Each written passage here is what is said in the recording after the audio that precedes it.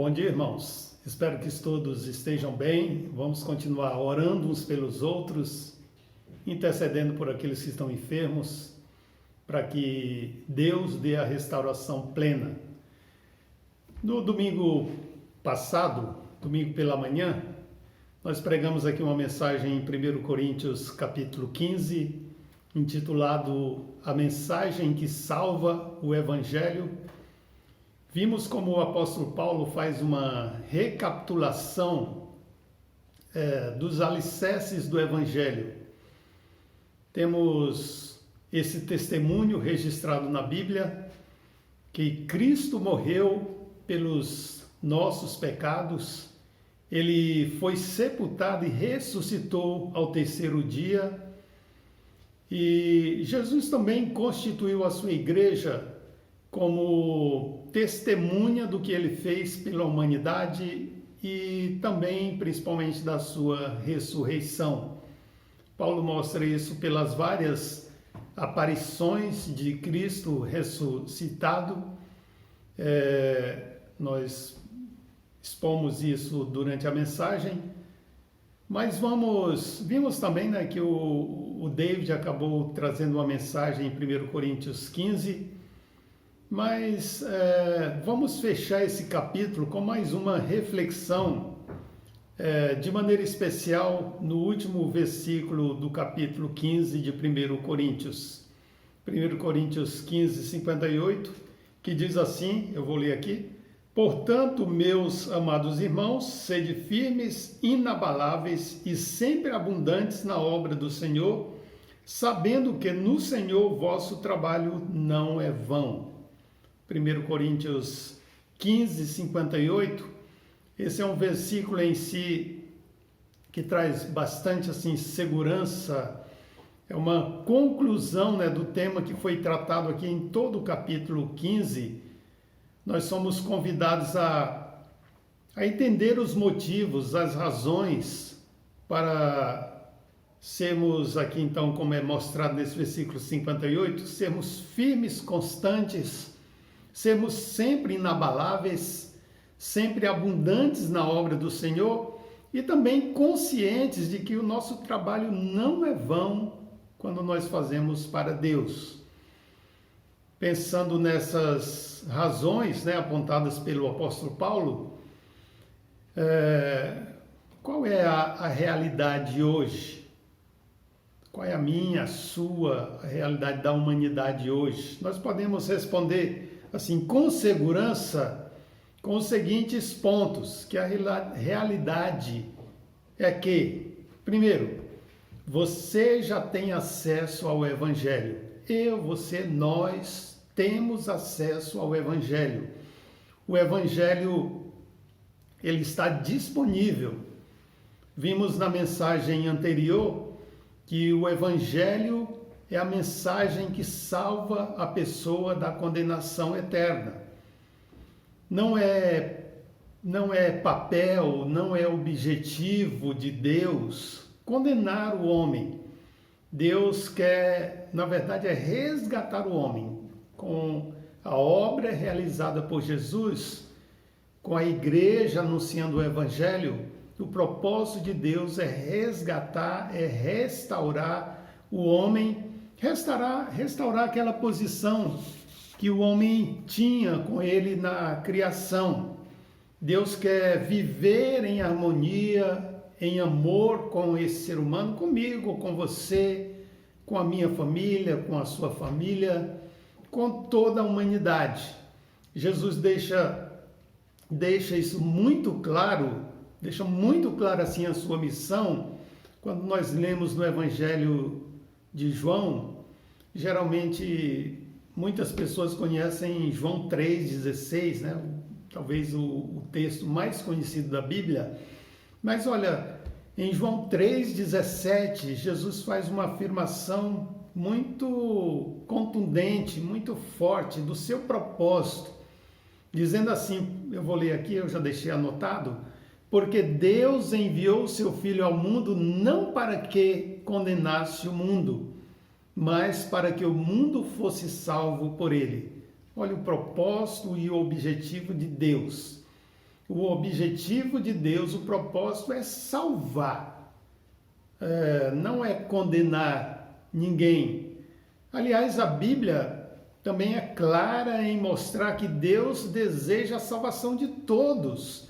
Eu anotei apenas 2 textos aqui, mostrando que o objetivo de Deus é salvar. Quando nós lemos lá em 1 João 2:2, a palavra de Deus diz, João escrevendo ali, ele deixa isso registrado sobre Jesus, diz assim, e ele é a propiciação pelos nossos pecados, e não somente pelos nossos, mas também pelos de todo mundo. Jesus torna todo mundo, então, todas as pessoas propícias à salvação. E de maneira clara, registrada ali pela pena do apóstolo Paulo, quando escreve ali para Timóteo, em 1 Timóteo 2, versículo 3 e 4, está registrado na palavra de Deus, eu já deixei anotado aqui, vou ler para você, diz assim, pois isto é bom e agradável diante de Deus, nosso Salvador, o qual deseja que todos os homens sejam salvos e cheguem ao pleno conhecimento da verdade. Então, Deus deseja que toda a humanidade, quando fala todos os homens, toda a humanidade seja salva e chegue ao pleno conhecimento da verdade. Então, a salvação de Deus está disponível para quem quiser, quem desejar aceitá-la. Além de disponível, a palavra de Deus, a Bíblia mostra que a salvação está perto. Está bem próximo, como diz Paulo, quando escreve ali para os Romanos, em Romanos 10, versículo 8 a 11, mostra que essa mensagem está perto de nós. Veja o que diz a palavra de Deus em Romanos 10, 8 a 11. Mas que diz, a palavra está perto de ti, na tua boca e no teu coração, isto é a palavra de fé que pregamos.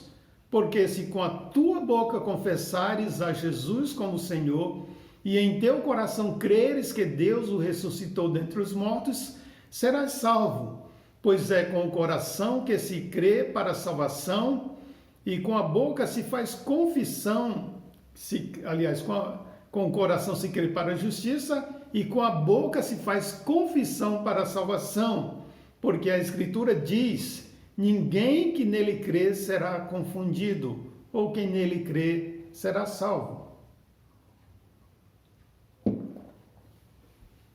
Mas Paulo, ele deu início, quando ele começa a escrever aqui esse capítulo que estamos vendo, 1 Coríntios 15, ele deu início ali, informando a necessidade dessa palavra ser anunciada, ele diz que está anunciando ali aos Coríntios, a necessidade dessa palavra ser crida e de ser também vivida.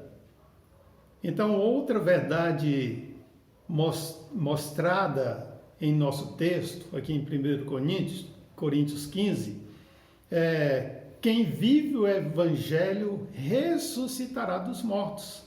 É isso que Paulo afirma ali em 1 Coríntios 15, e tem todo o embasamento do Novo Testamento. Todo o Novo Testamento vai fazer essa afirmação sobre a ressurreição dos salvos e a garantia da ressurreição daquele que aceita Jesus. Olha, é a própria ressurreição de Jesus Cristo.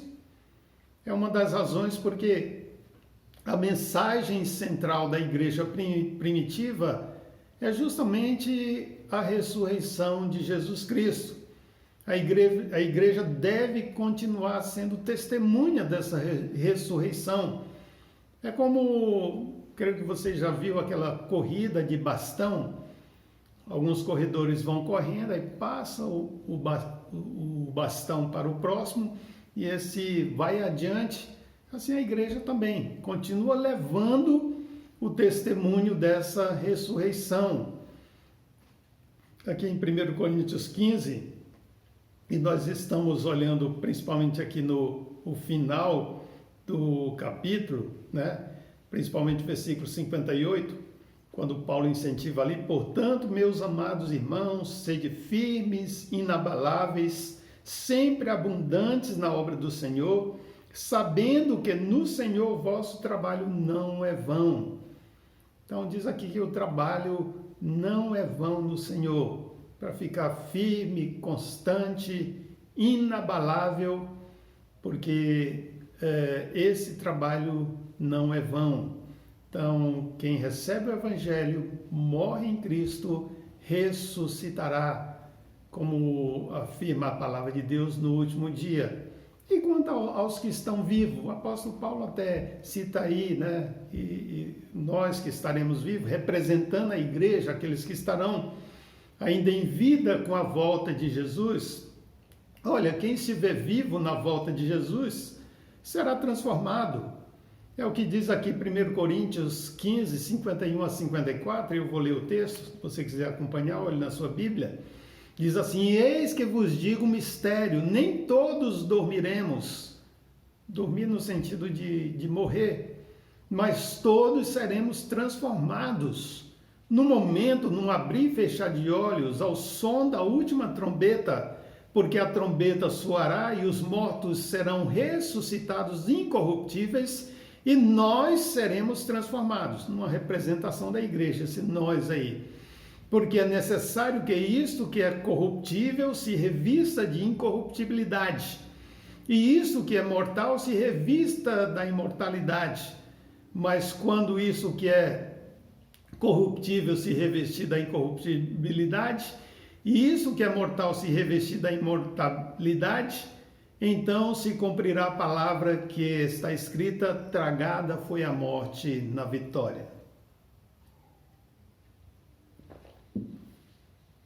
Outra afirmação que nós podemos ver aqui, feita pelo apóstolo Paulo, aqui em 1 Coríntios 15, além daqueles que morrem em Cristo ressuscitarão, além também dos que estiverem vivos na sua volta, serão transformados, como nós lemos aqui, 1 Coríntios 15, de 51 a 54.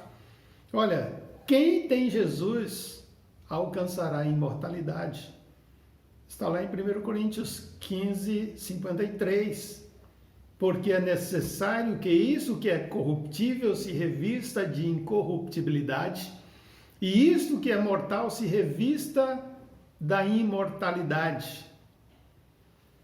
Então, quem recebe Jesus, recebe a imortalidade, receberá isso. Olha, isso não é para agora, para esse corpo. Isso não é para esse corpo, segundo 1 Coríntios 15, 50. Carne e sangue não podem herdar o reino dos céus. E 1 Coríntios 15, 50 diz assim, deixa eu ler para você, mas digo isso, irmãos, que carne e sangue não podem herdar o reino de Deus, nem a corrupção herdar a incorrupção. Então isso não é para essa vida, mas temos essa promessa gloriosa. O salvo terá um corpo semelhante ao corpo do Cristo ressurreto. A Bíblia usa alguns termos como corpo glorificado, corpo celeste, corpo espiritual. Olha 1 Coríntios 15, 48 e 49. Qual o terreno, falando do corpo, tais também os terrenos. E qual o celestial, tais também os celestiais. E assim como trouxemos a imagem do terreno, traremos também a imagem do celestial, ou seja, teremos a imagem de Cristo. Então, meu amado, meu irmão, não é hora de desanimar. Sei que o mundo está nessa situação aí de pandemia, né, que nos afeta a mim, você, a família, mas olha, é razão ainda mais para nós estarmos firmes. Se o Senhor nos chamar, estaremos preparados para que o corpo ressuscite no último dia. Porque quem morre em Cristo já vai ao encontro na mesma hora. Como Jesus disse para aquele ladrão arrependido que morria ao seu lado, quando ele clamou: Senhor, lembra-te de mim quando entrares no teu reino. E Jesus disse: hoje mesmo estarás comigo no paraíso. Então o espírito vai para Deus no momento que se encerra essa morte, essa vida. Mas o corpo vai para o cemitério e esse sim ressuscitará no último dia. Então o espírito que está com Deus, dos salvos, esses espíritos voltarão, o seu espírito voltará e o seu corpo ressuscitará e haverá um encontro aí dos céus com a terra. Assim como diz a palavra de Deus em Apocalipse, né, que o Senhor fará novos céus e nova terra. Então, um encontro, casamento de céu e terra. Então, não é hora de desanimar. Continue firme e constante, sempre inabalável, você sempre inabalável na obra do Senhor. A Bíblia dá muitas razões para permanecermos firmes e constantes, inabaláveis na obra do Senhor.